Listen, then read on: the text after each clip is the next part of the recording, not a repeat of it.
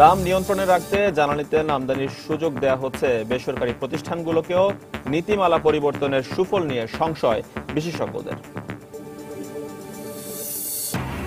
রপ্তানি পণ্য হিসেবে চামড়ার অবস্থান থাকলেও দেশে এখনো গড়ে ওঠেনি দেশীয় ব্র্যান্ড।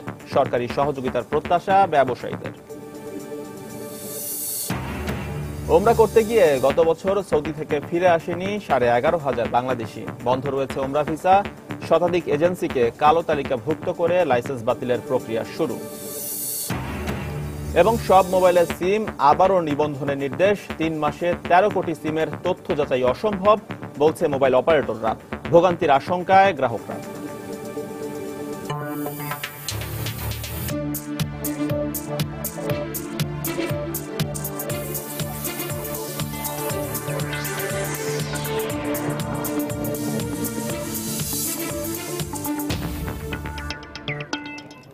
দেখছিলেন শিরোনাম। আমন্ত্রণ জানাচ্ছি দেশ ও দেশের বাইরের অর্থ বাণিজ্যের নানা খবর নিয়ে আমাদের নিয়মিত আয়োজন এই সময়ের বাণিজ্য। আপনাদের সঙ্গে রয়েছি আমি এজি মাহমুদ। দর্শক, অর্থ বাণিজ্যের অন্যান্য খবরের সঙ্গে আজকে আমরা আলোচনা করব দেশের চামড়া শিল্প নিয়ে। আর এই নিয়ে কথা বলতে আজকে আমাদের স্টুডিওতে উপস্থিত হয়েছেন চামড়া রফতানিকারক প্রতিষ্ঠান শাহ আলম লেদারের স্বত্বাধিকারী মোহাম্মদ শাহ আলম। জনাব শাহ আলম, সময় স্টুডিওতে আপনাকে স্বাগত। ধন্যবাদ। আপনার সাথে আমরা বিস্তারিত আলোচনায় যাব, তবে তার আগে জেনে নেব জাতীয় কিছু খবরাখবর।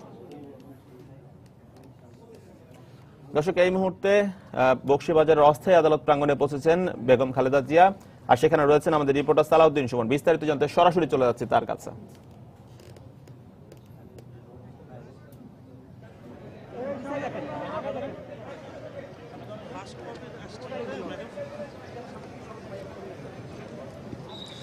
জিয়া চ্যারিটেবল ট্রাস্ট ও জিয়া অরফানেজ ট্রাস্ট দুর্নীতি মামলায় হাজিরা দিতে বিএনপি চেয়ারপারসন বেগম খালেদা জিয়া এইমাত্র বকশীবাজারে স্থাপিত অস্থায়ী বিশেষ জজ আদালত প্রাঙ্গণে এসে পৌঁছেছেন। তার গাড়িটি যে এজলাসে যে আদালতে যে কক্ষে বিচার কাজ চলছে সেই কক্ষের সামনে কিন্তু দাঁড়িয়ে গেছে। তিনি এই গাড়ি থেকে কিছুক্ষণের মধ্যে নামবেন এবং আদালতে এজলাসে প্রবেশ করবেন।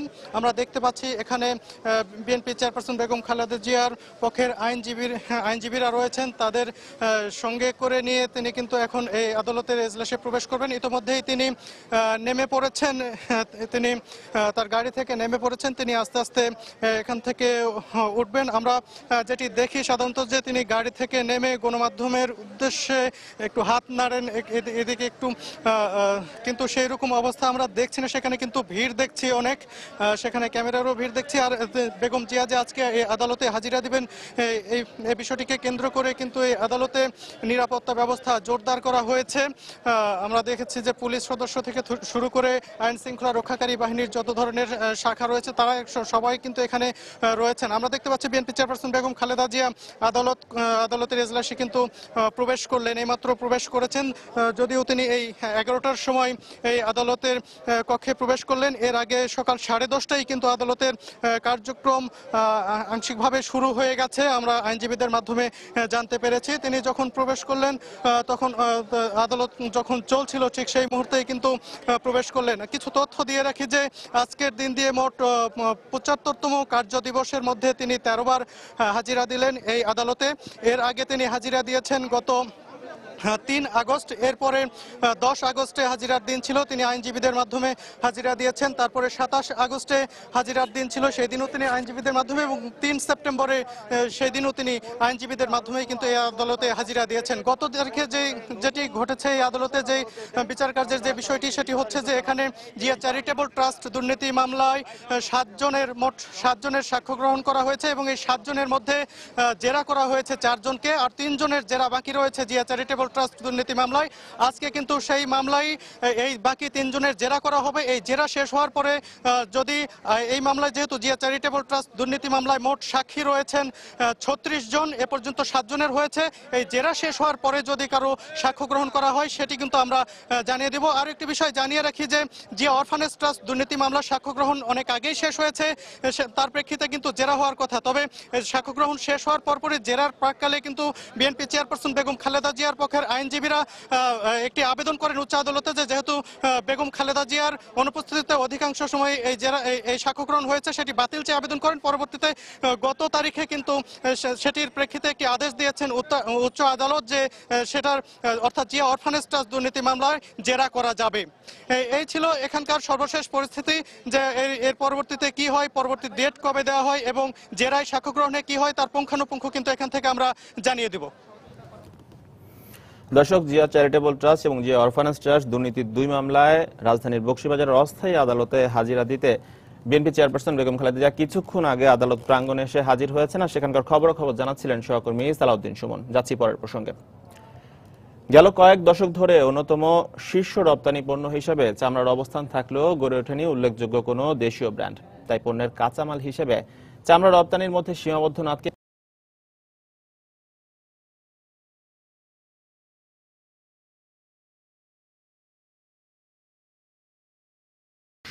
বিস্তারিত জানাচ্ছেন ইমতিয়াজ আহমেদ। দেশের রপ্তানি পণ্যের তালিকায় চামড়া ও চামড়াজাত পণ্যের অবস্থান 3 নম্বরে, যেখান থেকে বছরে রপ্তানি হয় 60 থেকে 70 কোটি মার্কিন ডলারের পণ্য। অথচ গেল কয়েক দশকে বিশ্বে বাংলাদেশের চামড়া ব্যাপক জনপ্রিয়তা পেলেও এখনো গড়ে ওঠেনি উল্লেখযোগ্য কোনো দেশীয় ব্র্যান্ড। তবে সাম্প্রতিক সময়ে চামড়াজাত পণ্য রপ্তানির পাশাপাশি দেশীয় ব্র্যান্ড প্রতিষ্ঠার চেষ্টা করছেন অনেকে। ছোট ছোট অনেক উদ্যোগ থাকলেও নেই কোনো সমন্বিত পরিকল্পনা। তাই পণ্য উৎপাদন কিংবা রপ্তানিতে সরকারি সহযোগিতার প্রত্যাশা নতুন ব্যবসায়ীদের। এখন bag, belt, money bag, ladies purse এগুলো অনেক চাহিদা আছে বাইরে। আসলে আমাদের জিনিসগুলো অনেক ভালো হয় সে কারণে, আর আমাদের এখানে তারা কম কষ্টে নিয়ে যেতে পারে, ওইখানে বেশি দাম বিক্রি করতে পারে, সে কারণে বাংলাদেশটাই ওনারা বেছে নেয়। আমাদের প্রোডাক্টগুলো লুকেটিভ, প্লাস হচ্ছে যদি আমরা বিভিন্ন ধরনের প্রোডাক্টগুলো ধরতে পারি তুলে, অবশ্যই আমাদেরটা ভালো ফরেন এক্সচেঞ্জ আর্ন হবে। শিল্প ঋণ যদি আমাদেরকে গুডসের উপর বিভিন্ন ঋণ ইম্পোজ করে, যে 3%, 4% লোনে ইন্টারেস্টে, তাহলে কিন্তু আমরা করতে পারবো। কেননা আমাদের বায়ারদেরকে আকৃষ্ট করতে না, আমাদের ফ্যাক্টরিকে সাজাতে হবে। সাম্প্রতিক সময়ে রপ্তানি তথ্যে দেখা যায় বিগত সময়ের তুলনায় চামড়ার রপ্তানি কমলেও একই সময় বেড়েছে চামড়াজাত পণ্য রপ্তানি। তাই সম্পূর্ণ দেশীয় কাঁচামালের ব্যবহারের মাধ্যমে তৈরি পোশাকের মতোই একটি আলাদা ফুটওয়্যার কিংবা চামড়াজাত পণ্যের শিল্প গড়ে উঠতে পারে বলে মনে করেন প্রতিষ্ঠিত ব্যবসায়ীরা। অ্যাকচুয়ালি ব্র্যান্ড তো তৈরি করতেই হবে, এটা করতে তো সময় লাগবে। 2 নম্বর, এটা করতে হলে ব্যাংকের সাপোর্ট লাগবে। ইম্পোর্ট সাবস্টিটিউট কোনো ইন্ডাস্ট্রি করতে হলে ব্যাংকাররা তো ভালো চোখে দেখে না, তারা চায় এক্সপোর্ট। বাংলাদেশ থেকে প্রতি বর্গফুট চামড়া গড়ে রপ্তানি হয়ে থাকে $1.5 থেকে $2। অথচ চামড়া থেকে পণ্য উৎপাদনের মাধ্যমে এখানে 15 থেকে 20% মূল্য সংযোজন করা সম্ভব। এর মধ্য দিয়ে একদিকে যেমন রপ্তানি আয় বাড়ানো সম্ভব, তেমনি সম্ভব দেশীয় ব্র্যান্ড প্রতিষ্ঠায়। তাই শুধুমাত্র চামড়া রপ্তানির দিকে মনোযোগী না হয়ে চামড়াজাত পণ্য রপ্তানির দিকে বেশি মনোযোগ দেওয়ার পরামর্শ দিচ্ছেন সংশ্লিষ্টরা। ইমতিয়াজ আহমেদ, সময় সংবাদ, ঢাকা। দর্শক, আমরা রিপোর্টটি দেখলাম। এবারে চামড়া শিল্প নিয়ে বিস্তারিত জানতে চলে যাচ্ছি চামড়া রপ্তানিকারক প্রতিষ্ঠান শাহ আলম লেদারের স্বত্বাধিকারী মোহাম্মদ শাহ আলমের কাছে।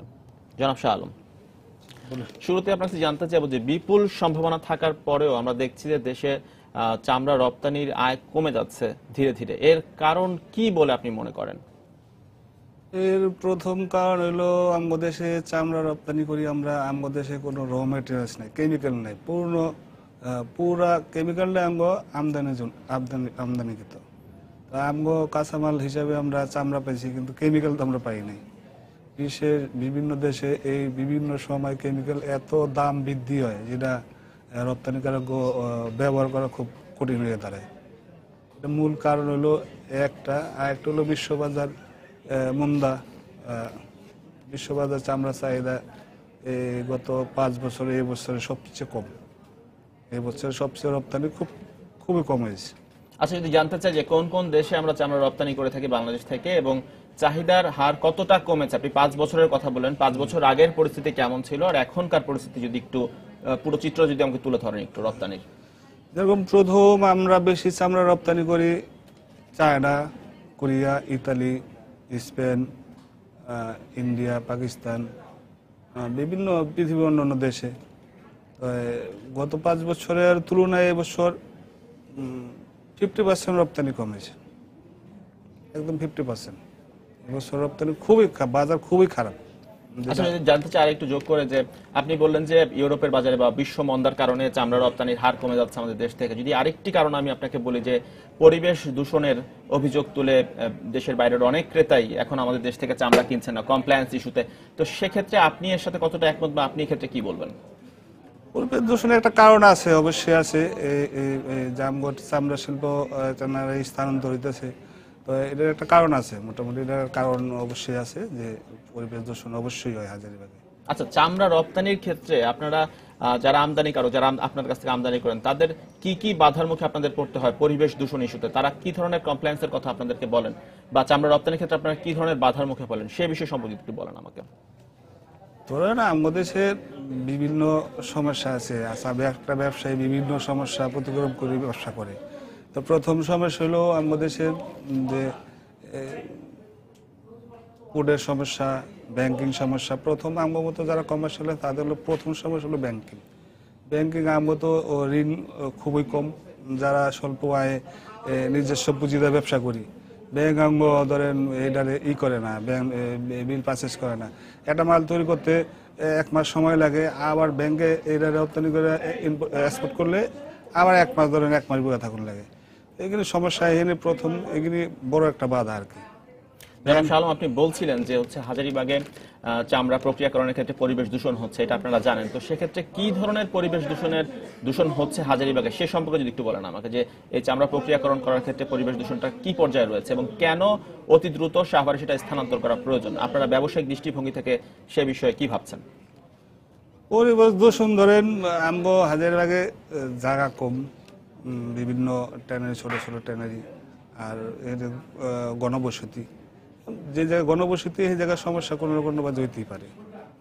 আচ্ছা, তো সাভারে যে চলে যাওয়ার কথা, ট্যানারি পল্লী পুরোপুরি স্থানান্তর হওয়ার কথা, তো সেক্ষেত্রে কেন এটি বারবার দীর্ঘায়িত হচ্ছে? আমরা জানি যে শিল্পমন্ত্রী বারবার ব্যবসায়ীদের তাগাদা দিচ্ছেন যে সাভারে চলে যাওয়ার ক্ষেত্রে, তো ব্যবসায়ীদের সেখানে যাওয়ার ক্ষেত্রে সদিচ্ছার কতটুকু অভাব রয়েছে বলে আপনি মনে করেন? কোনো সদিচ্ছার অভাব নেই, তবে একটা কারণ হলো সরকার বারবার বলতেছে ঠিক আছে, কিন্তু একটা ট্যানারি প্রতিষ্ঠান গড়ে তুলতে একটা লোক, একটা ব্যবসায়ী সারা জীবন গেছে গা। মানে সরকার যদি চিন্তা করে যে না এটা অতি দ্রুত লয়ে যাব, তাহলে এটা সরকারের পূর্ণ সহযোগিতা করা দরকার ব্যবসায়ীদের। সরকার সহযোগিতা না করলে একটা ব্যবসায়ী কি করে একটা চামড়া শিল্প এই মানে স্বল্প সময়ের মধ্যে স্থানান্তর করে? আচ্ছা, তো তাহলে পুরো কারখানা বা ট্যানারি পল্লী স্থানান্তরের ক্ষেত্রে আপনারা সরকারের কাছ থেকে কি ধরনের সহযোগিতা বা কি ধরনের সাহায্য প্রত্যাশা করেন? ধরেন আমরা যে সহযোগিতা চাই, এখানে আমগো যারা কমার্শিয়াল ব্যবসায়ী আছে, এখানে আমরা অন্তত 40% চামড়া রপ্তানি করি, বিভিন্ন 60% চামড়া রপ্তানি করি ট্যানারির মালিকরা। যারা সরকারি যাই কম বেশি সহযোগিতা যারা মালিকরা পায়, আমাদের মতো কমার্শিয়াল ব্যবসায়ীরা বিন্দু মাত্র কোনো সহযোগিতা আজ পর্যন্ত সরকারের কাছ থেকে পায়নি, রাষ্ট্রের কাছ থেকে পায়নি। আচ্ছা, তা আপনারা ট্যানারি চামড়া শিল্প অর্থাৎ চামড়া প্রক্রিয়াকরণের ক্ষেত্রে কি কি যন্ত্রপাতি ব্যবহার করেন? আধুনিকায়নের কতটুকু অভাব রয়েছে? যে দেশের বাইরে ট্যানারি পল্লীগুলোতে বা ট্যানারি শিল্পে যে ধরনের ইকুইপমেন্ট ব্যবহার হয়, যে ধরনের যন্ত্রপাতি ব্যবহার হয়, আমাদের দেশে কি সেগুলো ব্যবহার হচ্ছে? আর যদি না হয়ে থাকে সেক্ষেত্রে কি কি যন্ত্রপাতি, পরিবেশ বান্ধব যন্ত্রপাতি চামড়া প্রক্রিয়াকরণ শিল্পের জন্য আনা প্রয়োজন বলে আপনি মনে করেন? ধরেন আগে আমরা যে সমস্ত চামড়া মেশিনারি হাজারীবাগে আছে, দেখিনি অনেক পুরনো, আর নতুন বাজে মেশিনারি আনতে হলে সরকারের সহযোগিতা দরকার। বিভিন্ন মেশিনারি তো অনেক মূল্যবান মেশিনারি, এই সমস্ত মেশিনারি অনেক আগের মেশিনারি। পরে নতুন যদি চামড়া রপ্তানি বা ডেভেলপ করতে হয়, তাহলে নতুন মেশিনারি কিনতে অবশ্যই দরকার। আচ্ছা, আর আরেকটি বিষয় জানতে চাই, আপনি পরিবেশ দূষণের কথা বলছিলেন, সেক্ষেত্রে ট্যানারি শিল্পে যারা কাজ করছেন, যেসব শ্রমিকরা কর্মরত রয়েছেন, তাদের স্বাস্থ্যগত ঝুঁকি কতটা রয়েছে এবং সেক্ষেত্রে আপনারা মালিক যারা রয়েছেন তারা কতটুকু সচেতন তাদের এই স্বাস্থ্যগত ঝুঁকি কমানোর ক্ষেত্রে? ব্যাপার হলো ধরেন ট্যানারি চামড়া এমন একটা পূর্ণ, এটা সবসময় বেশিরভাগ সময় এটার পানি জাতীয় জিনিস থাকে, ভিজা থাকে, কেমিক্যাল থাকে। বিভিন্ন সময় শ্রমিকরা বিভিন্নভাবে অসুস্থ হয়, তার জন্য মালিকরা দ্রুত ব্যবস্থা নেয়, সব অনেক মালিকই নেয়। মানে তারপরেও তো অনেক মানুষ, আমরা ব্যবসা করি, অনেকের মতবাক্য একরকম না। তা আবার আমি অবশ্যই আমার ওয়ার্কারের জন্য খুবই সচেতন। জনাব শাহ আলম, আপনাকে অসংখ্য ধন্যবাদ। বাংলাদেশ পেট্রোলিয়াম কর্পোরেশনের মাধ্যমে দেশে ফার্নেস তেল দিয়ে যে কয়টি তেল ভিত্তিক বিদ্যুৎ কেন্দ্র চালানো হচ্ছে তা ভবিষ্যতে বেসরকারি প্রতিষ্ঠানের মাধ্যমে আমদানি করা হবে। নীতিমালা পরিবর্তনের এমন সিদ্ধান্ত রাষ্ট্রের কোনো উপকারে আসবে না বলে মনে করছেন জ্বালানি বিশেষজ্ঞরা। অন্যদিকে সরকার মনে করছে প্রতিযোগিতামূলক বিশ্বে এমন সিদ্ধান্তের মাধ্যমে তেলের দাম নিয়ন্ত্রণে রাখা সম্ভব। বিস্তারিত জানাচ্ছেন শাফিন জাহিদ।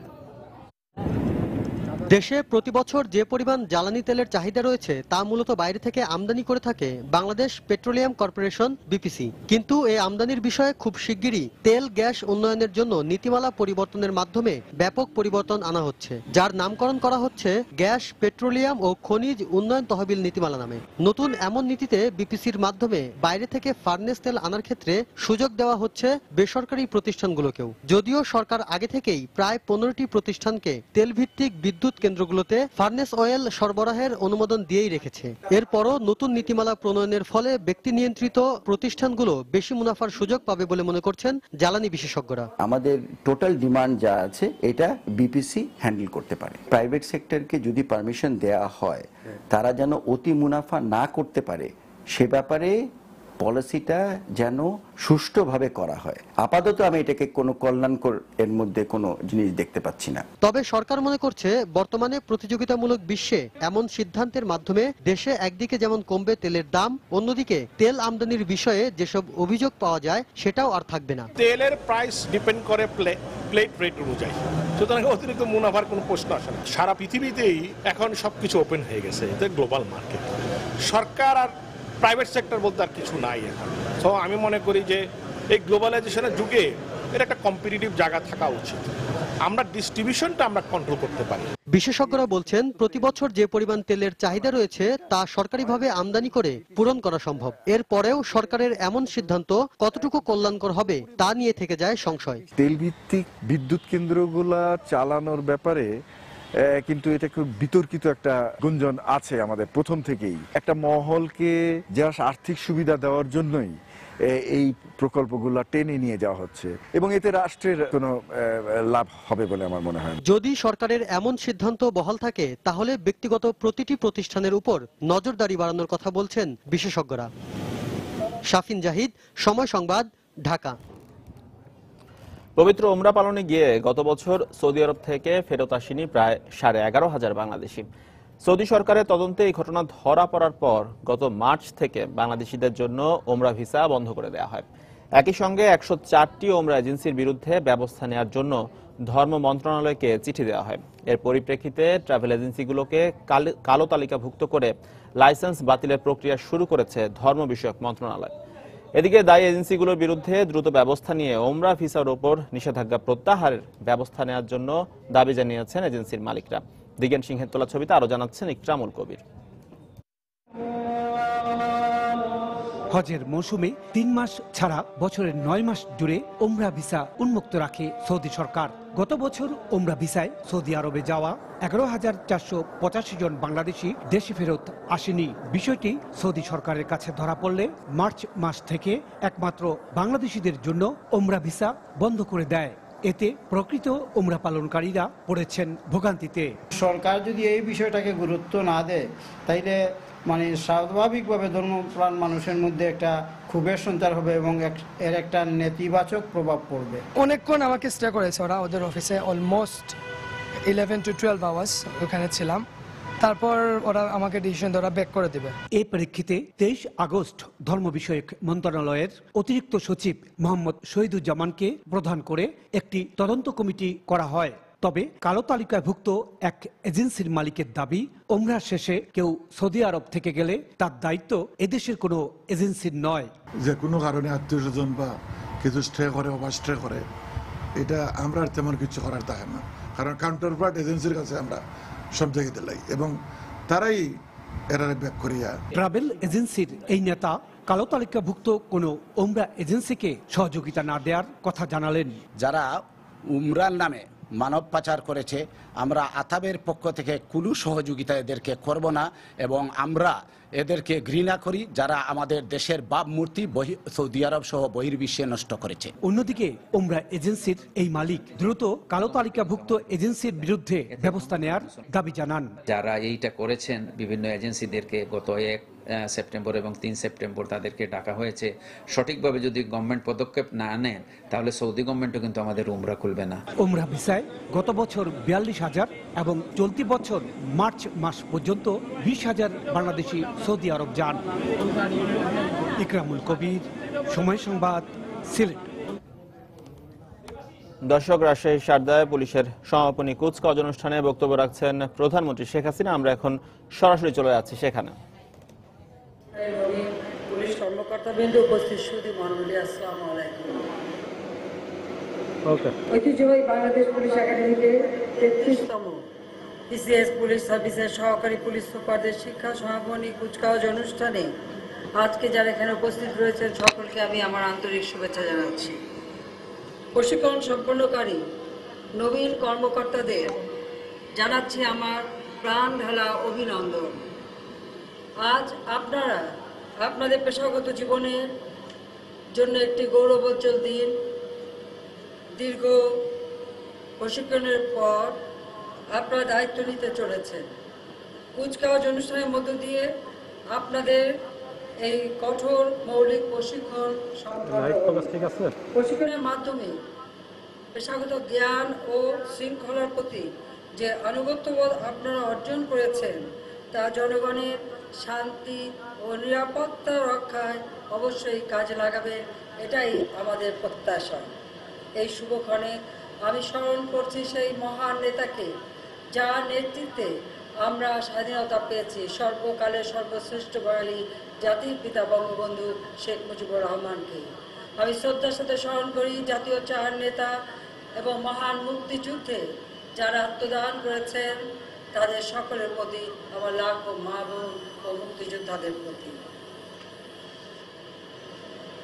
স্বাধীনতার পরপরই একটা যুদ্ধ বিধ্বস্ত দেশ যখন জাতির পিতা গড়ে তুলছিলেন, ঠিক সেই সাথে সাথে এই পুলিশ বাহিনীকেও গড়ে তোলার পদক্ষেপ নিয়েছিলেন। এই পুলিশ বাহিনী প্রথম প্রতিরোধ গড়ে তুলেছিল সে 1971 সালে পাকিস্তানি হানাদার বাহিনী যখন নিরস্ত্র বাঙালির উপর ঝাঁপিয়ে পড়েছিল। রাজারবাগ, ঢাকা সেই রাজারবাগ, সেখানেই পুলিশ লাইনে সর্বপ্রথম আক্রমণ চালায়। অকুতভয় আমাদের পুলিশ বাহিনী প্রতিরোধ গড়ে তোলে এবং অনেকে জীবন দেয়। কিন্তু স্বাধীনতা সংগ্রাম এবং মুক্তিযুদ্ধে তাদের অবদান রয়েছে, আমি তাদের প্রতি শ্রদ্ধা জানাই।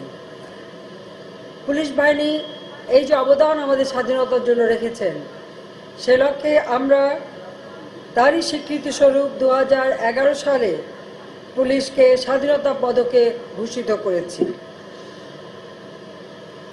আমরা চাই যে আমাদের দেশ এগিয়ে যাক। 75 15 আগস্ট জাতির পিতাকে হত্যা করে এদেশের অগ্রযাত্রাকে ব্যাহত করা হয়।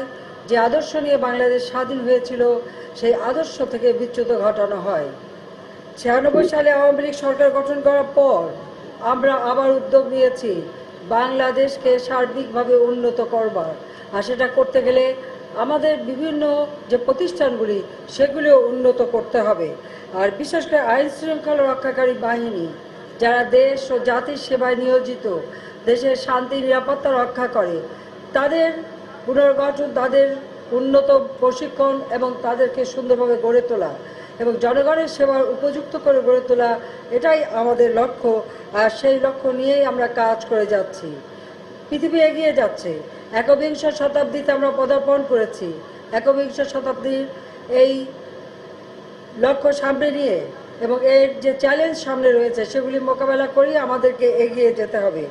আজকে আমাদের পুলিশ বাহিনী শুধুমাত্র যে দেশের ভিতরেই সীমাবদ্ধ তা নয়, আজকে জাতিসংঘ শান্তি রক্ষা মিশনেও তারা অবদান রেখে যাচ্ছেন। বিশেষ করে আমাদের মহিলা কন্টিনজেন্টের অবদান আজকে আন্তর্জাতিকভাবে স্বীকৃত।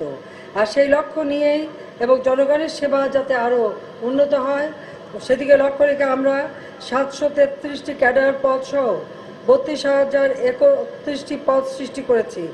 আর আরও 50,000 নতুন পদ সৃষ্টি আমরা করেছি এবং তার কার্যক্রম এগিয়ে চলছে। ইতিমধ্যে 10,000 পুলিশ সদস্য নিয়োগ দেওয়া হয়েছে। তাছাড়া আমরা বিভিন্ন বহুমুখী দায়িত্ব পুলিশকে পালন করতে হয়, সেই স্ব দায়িত্ব পালনের উপযুক্ত বাহিনী হিসেবে গড়ে তোলার এবং প্রশিক্ষণ দেওয়ারও পদক্ষেপ আমরা নিয়েছি।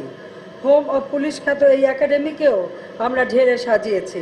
নবনিযুক্ত সহকারী পুলিশ সুপারদের মৌলিক প্রশিক্ষণের পাশাপাশি রাজশাহী বিশ্ববিদ্যালয় থেকে master of police science degree প্রদান করা হচ্ছে। আধুনিক শ্রেণীকক্ষ, computer lab, language lab, forensic, demonstration lab, driving ও শুটিং সিমিউলেটর প্রতিষ্ঠা করা হয়েছে। সাইবার ক্রাইম, মানি লন্ডারিং, আন্তর্জাতিক আঞ্চলিক জঙ্গিবাদ এবং সন্ত্রাসী কর্মকাণ্ড প্রতিরোধে পুলিশের পৃথক বিশেষায়িত ইউনিট গঠনের কাজও এগিয়ে চলছে। এই লক্ষ্যে আমরা পুলিশ বাহিনীকে উন্নত প্রশিক্ষণ দিচ্ছি। তথ্য প্রযুক্তি প্রয়োগের ক্ষেত্রে সর্বোচ্চ অগ্রাধিকার দিচ্ছি। আমরা বাংলাদেশ পুলিশের বিভিন্ন প্রশিক্ষণ কেন্দ্রকে আধুনিক ও মানসম্পন্ন করতে জনবল বৃদ্ধি, অবকাঠামোগত উন্নয়ন সহ প্রয়োজনীয় পদক্ষেপ হাতে নিয়েছি। The project for enhancing cyber crime investigation capability of Bangladesh police শীর্ষক প্রকল্প বাস্তবায়নের কাজও দ্রুত এগিয়ে যাচ্ছে। দেশে যখনই কোনো অপতৎপরতা হয় তা পুলিশ বাহিনী মোকাবেলা করে থাকে।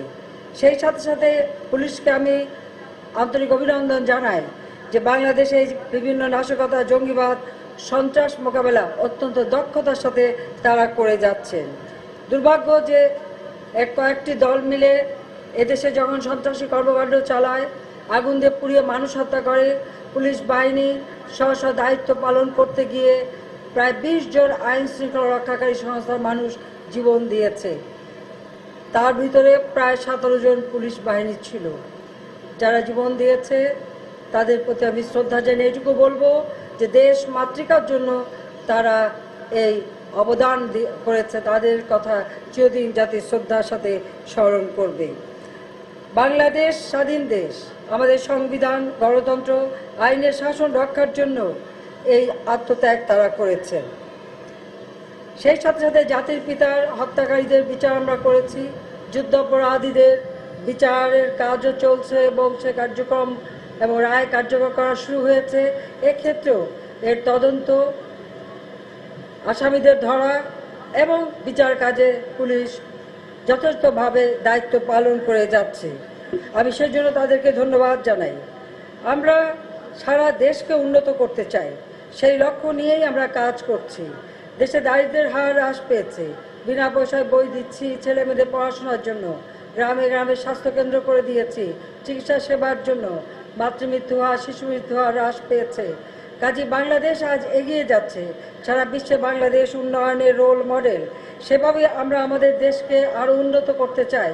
2021 সালের মধ্যে মধ্যম আয়ের দেশ হিসেবে প্রতিষ্ঠিত করব।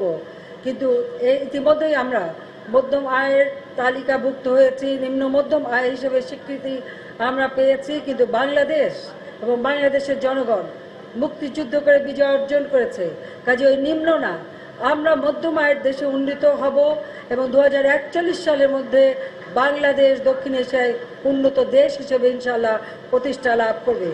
কিন্তু এই অর্জন করতে হলে আইন শৃঙ্খলা উন্নত করা একান্তভাবে অপরিহার্য, আর সেই মহান দায়িত্ব পড়েছে এই পুলিশ বাহিনীর প্রতি। প্রিয় ক্যাডেট বৃন্দ, আমার প্রত্যাশা মহান স্বাধীনতা যুদ্ধে বাংলাদেশ পুলিশের যে গৌরবোজ্জ্বল ভূমিকা রয়েছে তা আপনারা অক্ষুণ্ণ রাখবেন। বর্তমান ভবিষ্যৎ চ্যালেঞ্জ সাহসিকতা ও আন্তরিকতার সাথে মোকাবেলা করে দেশ ও জাতির উন্নয়নে নিজেকে নিবেদিত করবেন। মনে রাখতে হবে, মানুষ তার চরম বিপদে পুলিশের দ্বারস্থ হয়, কাজেই তাদেরকে আইনি সেবা দিয়ে মানবিক আচরণ করে গণমানুষের আস্থা অর্জন করবেন। এই ঐতিহাসিক প্যারেড মাঠে 1972 সালের 9 মে বাংলাদেশ পুলিশের এএসপিদের প্রথম সমাপনী কুচকাওয়াজ পরিদর্শনকালে জাতির পিতা বলেছিলেন, আমি কোট করছি, আপনাদের মনে রাখতে হবে যে আপনারা এই দেশেরই সন্তান। আপনারা তো পাকিস্তানের শোষকদের ভিতর থেকে আসেননি। আপনারা হয়তো বাবা ভাইয়ের গ্রামে, মা বোনের গ্রামে চাকরি করেন না, আপনাদের কর্মস্থল অন্য জায়গায়, অন্য জেলায়। কিন্তু আপনারা ভালো করে লক্ষ্য করে দেখবেন, সেখানে হয়তো আপনার বাবার মতো চেহারার মানুষ আছে, আপনার মা বোনের মতো চেহারার মহিলা আছে। আপনারা তাদের সেবক হবেন, তাদের শাসনকর্তা হবেন না। আনকোট। আমি আশা করি আপনারা জনগণের সমস্যাকে আন্তরিক ও মানবিক দৃষ্টিকোণ থেকে দেখবেন। মৌলিক অধিকার, মানবাধিকার, আইনের শাসনকে সর্বাধিক গুরুত্ব দেবেন। দুষ্টের দমন, শিষ্টের পালন নিশ্চিত করবেন। 33তম বিশেষ পুলিশ ব্যাচের এই সমাপনী কুচকাওয়াজে অংশগ্রহণকারী নবীন কর্মকর্তাগণ বাংলাদেশ পুলিশের সুনাম অক্ষুণ্ণ রাখবেন এই প্রত্যাশা করে আবারও সকলকে আমি আন্তরিক ধন্যবাদ জানাই। আমার দোয়া আশীর্বাদ জানাচ্ছি মহান আল্লাহ রাব্বুল আলামিন যেন আমাদের সকলের সহায় হন। সবাইকে আন্তরিক ধন্যবাদ। খোদা হাফেজ। জয় বাংলা, জয় বঙ্গবন্ধু, বাংলাদেশ চিরজীবী হোক। দর্শক, রাজশাহী সারদায় পুলিশ সমাপনী কুচকাওয়াজ অনুষ্ঠানে বক্তব্য রাখছিলেন প্রধানমন্ত্রী শেখ হাসিনা। আমরা এতক্ষণ সরাসরি ছিলাম সেখানে। আগামী রোববার থেকে 13 ডিসেম্বরের মধ্যে সব মোবাইল ফোনের সিম গ্রাহকদের নিবন্ধন করতে হবে। একই সঙ্গে ইতোপূর্বে নিবন্ধনকারী গ্রাহকদেরও তথ্য যাচাই করতে হবে বলে জানিয়েছেন ডাক ও টেলিযোগাযোগ প্রতিমন্ত্রী অ্যাডভোকেট তারানা হালিম। তবে মোবাইল অপারেটরদের সংগঠন অ্যামটপ বলছে মাত্র 3 মাসের মধ্যে প্রায় 13 কোটি সিমের নিবন্ধন ও তথ্য যাচাই সম্ভব হবে না। এদিকে টেলিফোন কোম্পানিগুলো গাইডলাইন মেনে সিম বিক্রি না করায় এমন সংকট সৃষ্টি হয়েছে বলে অভিযোগ করেছেন বিটিআরসির চেয়ারম্যান সুনীল কান্তি বোস। অন্যদিকে সরকারের এমন উদ্যোগকে স্বাগত জানালেও সিম নিবন্ধন করতে গিয়ে ভোগান্তির শিকার হওয়ার আশঙ্কা করছেন সাধারণ গ্রাহকরা। রাজধানীর গুলশান 2 নম্বরের দৃষ্টি প্রতিবন্ধী ভিক্ষুক সুজনের মতো প্রায় 13 কোটি মানুষের প্রাত্যহিক জীবনের সঙ্গী মোবাইল ফোন। সুজন এবং তার আরেক প্রতিবন্ধী বন্ধু ভাগাভাগি করে একটি সিমই ব্যবহার করেন। আমার বাড়িতে মেয়ে আছে, মেয়ের সাথে কথা বলি, মা আছে, মার সাথে বলি। গুলশান এলাকায় আরো অনেকের সঙ্গে কথা বলে জানা গেল নানা চমকে যাওয়া তথ্য। কেউ 2 বার নিবন্ধন করেও সিমটি নিজের নামে পাননি, আবার কেউ সিম নিয়েছেন কোনো নিবন্ধন ছাড়াই। বলছি যে রেজিস্ট্রি করা লাগবে না, বলে না রেজিস্ট্রি আমরাই করে নেই। আমি একটা সিম ব্যবহার করি আজকে 9 বছর এবং এটা 2 বার 3 বার রেজিস্ট্রেশন করার সত্ত্বেও এখনো সেই সিমটা আমার নামে নাই। এমন বাস্তবতায় সরকার সিদ্ধান্ত নিয়েছে নিবন্ধনহীন সিমের নিবন্ধন এবং এরই মধ্যে নিবন্ধন করা সিমের তথ্য যাচাইয়ের, আর এটি করতে হবে আগামী 13 ডিসেম্বরের মধ্যে। যাদের অলরেডি সিম কার্ড আছে তারা ভেরিফাই করে নেবেন এবং সেটাকেই আবার আমরা রেজিস্ট্রেশনের মধ্যে আনছি। নতুন যেগুলো হচ্ছে রেজিস্ট্রেশন, সেগুলো যথা নিয়মে রেজিস্ট্রেশন করতে হচ্ছে। একটা দোকান সে 20টা সিম বিক্রি করে দিচ্ছে without any document, which is illegal. সে এই সিমটা বিক্রি করতে এভাবে পারে না, আমার গাইডলাইনে এই কথা বলা নেই।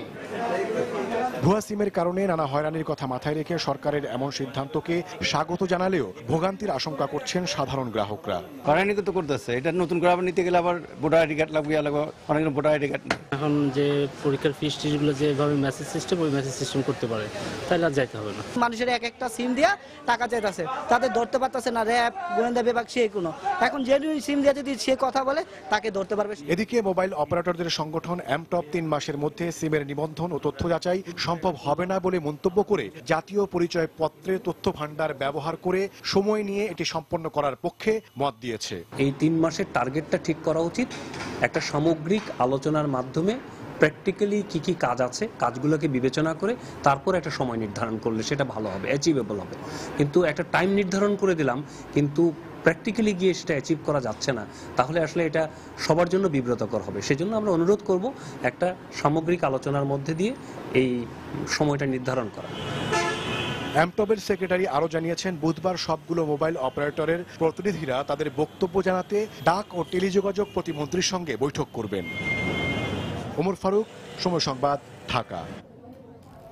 দেশের বিভিন্ন অঞ্চলের মোবাইল টাওয়ারে থাকা সুবিধা ব্যবহারের মাধ্যমে স্বাস্থ্য, শিক্ষা সহ বিভিন্ন সেবা প্রদানে মোবাইল অপারেটরদের এগিয়ে আসার আহ্বান জানিয়েছেন প্রধানমন্ত্রীর রাজনৈতিক উপদেষ্টা এস.টি. ইমাম।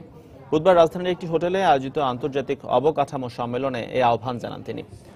আগামী বছরের মধ্যে দেশে 4G সেবা চালু হবে বলেও এ সময় আশা করেন তিনি। পাশাপাশি দেশের টেলিযোগাযোগ সেবা দ্রুত এগিয়ে যাচ্ছে উল্লেখ করে তিনি বলেন, জুন 2015 পর্যন্ত দেশের 6টি মোবাইল অপারেটরের মাধ্যমে 1,79,00,000 গ্রাহক 3G সেবা গ্রহণ করেছে। দিনব্যাপী এই সম্মেলনে দেশের টেলিযোগাযোগ খাতে বিভিন্ন আধুনিক প্রযুক্তি তুলে ধরা হয়।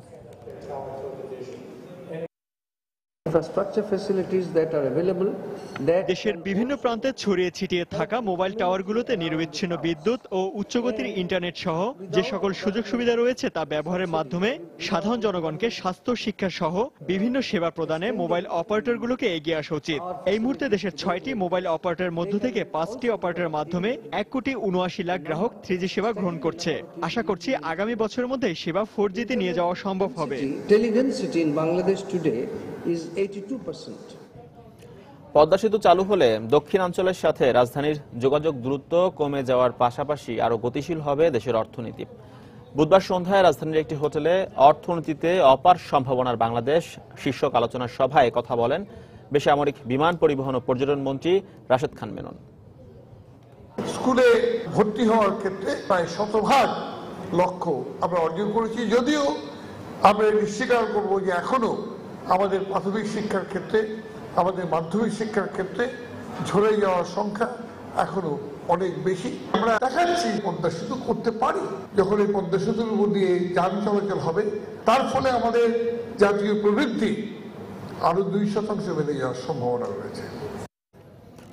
সুনামগঞ্জের কমিউনিটি হেলথ ওয়ার্কার প্রকল্পের সম্প্রসারণ কার্যক্রম উদ্বোধন হয়েছে। বুধবার সার্কিট হাউস মিলনায়তনে জিএসকে কেয়ার বাংলাদেশ ও স্বাস্থ্য বিভাগের আয়োজনে কেক কেটে প্রকল্পটির উদ্বোধন করা হয়। এ সময় স্বাস্থ্য মন্ত্রণালয়ের যুগ্ম সচিব ডক্টর সাজিদুল হাসান, জিএসকে এর ভাইস প্রেসিডেন্ট রামিল বার্ডেন, কেয়ার যুক্তরাজ্য শাখার সিইও লরি লি উপস্থিত ছিলেন। এ সময় বক্তারা হাওড় অঞ্চলের মানুষের স্বাস্থ্য সেবা নিশ্চিত করতে বিভিন্ন পদক্ষেপ গ্রহণের আশ্বাস দেন। এবারে দেশের বাইরের অর্থ বাণিজ্যের খবর। ধীর গতিতে চললেও চীনা অর্থনীতি এখন শক্তিশালী অবস্থায় রয়েছে বলে মন্তব্য করেছেন চীনা প্রধানমন্ত্রী লি কেকিয়াং।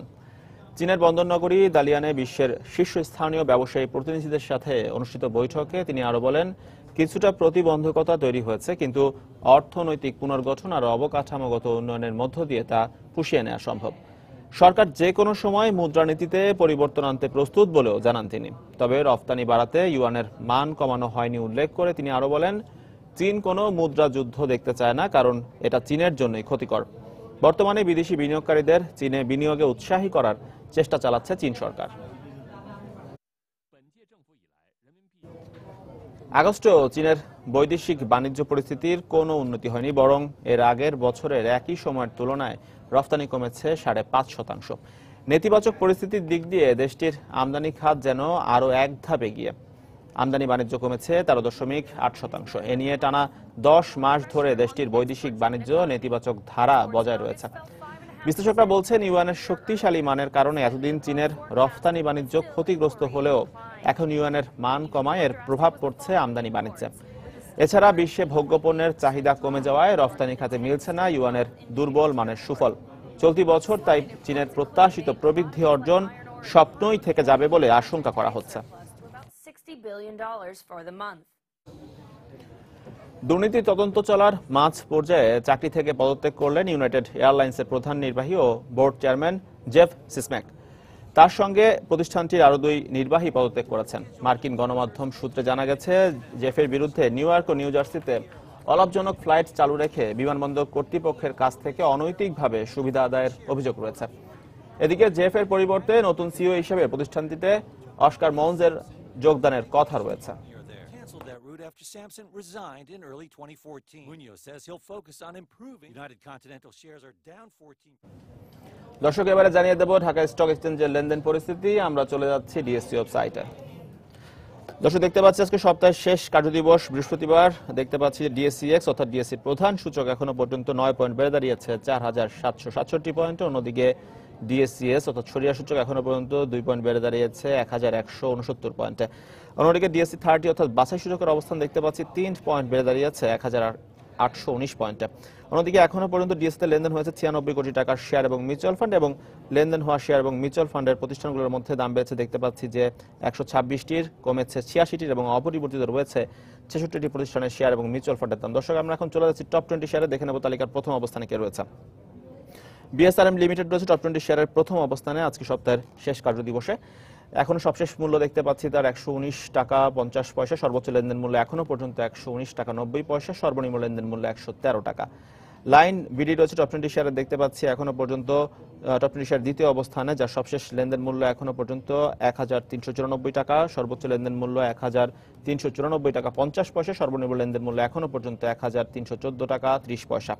আমান ফিড রয়েছে টপ 20 শেয়ারের তৃতীয় অবস্থানে, যার সবশেষ লেনদেন মূল্য 73 টাকা 10 পয়সা, সর্বোচ্চ লেনদেন মূল্য 74 টাকা 30 পয়সা, সর্বনিম্ন লেনদেন মূল্য 72 টাকা 70 পয়সা। বিডি ওয়েল্ডিং রয়েছে টপ 20 শেয়ারের চতুর্থ অবস্থানে, যার সবশেষ লেনদেন মূল্য 25 টাকা 60 পয়সা, সর্বোচ্চ লেনদেন মূল্য 26 টাকা 40 পয়সা এবং সর্বনিম্ন লেনদেন মূল্য 25 টাকা 30 পয়সা। এনটিএল টিউবস রয়েছে টপ 20 শেয়ারের পঞ্চম অবস্থানে, যার সবশেষ লেনদেন মূল্য 132 টাকা 50 পয়সা, সর্বোচ্চ লেনদেন মূল্য এখনো পর্যন্ত 135 টাকা এবং সর্বনিম্ন লেনদেন মূল্য 126 টাকা 40 পয়সা। টেলিকম খাতের প্রতিষ্ঠান গ্রামীণফোন রয়েছে টপ 20 শেয়ারের ষষ্ঠ অবস্থানে, যার সবশেষ লেনদেন মূল্য এখনো পর্যন্ত 307 টাকা 90 পয়সা, সর্বোচ্চ লেনদেন মূল্য 310 টাকা এবং সর্বনিম্ন লেনদেন মূল্য 307 টাকা 20 পয়সা। ইউনাইটেড এয়ার রয়েছে টপ 20 শেয়ারের সপ্তম অবস্থানে, যার সবশেষ লেনদেন মূল্য 10 টাকা 50 পয়সা, সর্বোচ্চ লেনদেন মূল্য এখনো পর্যন্ত 10 টাকা 80 পয়সা এবং সর্বনিম্ন লেনদেন মূল্য 10 টাকা 40 পয়সা।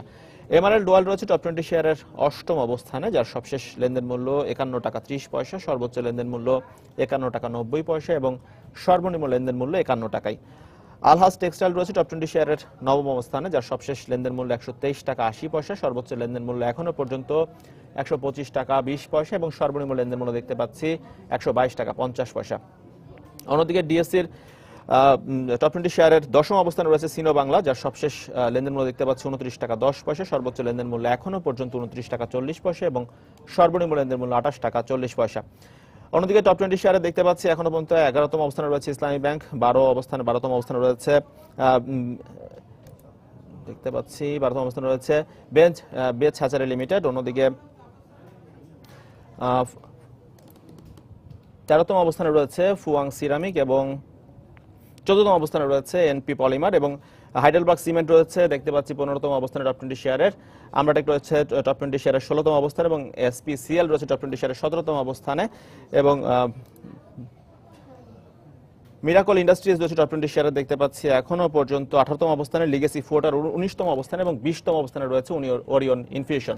দর্শক, শেয়ার বাজারের খবর শেষ করার আগে দেখে নেব আরেকবার সূচকের অবস্থান। এখন পর্যন্ত দেখতে পাচ্ছি ডিএসসিএক্স অর্থাৎ প্রধান সূচকের অবস্থান 9 পয়েন্ট বেড়ে দাঁড়িয়েছে 4767 পয়েন্টে, অন্যদিকে সরিয়া সূচক এখনো পর্যন্ত 2 পয়েন্ট বেড়ে দাঁড়িয়েছে 1169 পয়েন্টে এবং ডিএসসি 30 অর্থাৎ বাছাই সূচকের অবস্থান 3 পয়েন্ট বেড়ে দাঁড়িয়েছে 1819 পয়েন্টে এবং শেয়ার বাজারে এখনো পর্যন্ত লেনদেন হয়েছে 96 কোটি টাকার শেয়ার এবং মিউচুয়াল ফান্ড। দর্শক, এই ছিল আমার কাছে শেয়ার বাজার পরিস্থিতির সবশেষ খবরাখবর। আবারও জানিয়ে দিচ্ছি এ সময়ের বাণিজ্যের শিরোনামগুলো। দাম নিয়ন্ত্রণে রাখতে জ্বালানি তেল আমদানির সুযোগ দেওয়া হচ্ছে বেসরকারি প্রতিষ্ঠানগুলোকেও।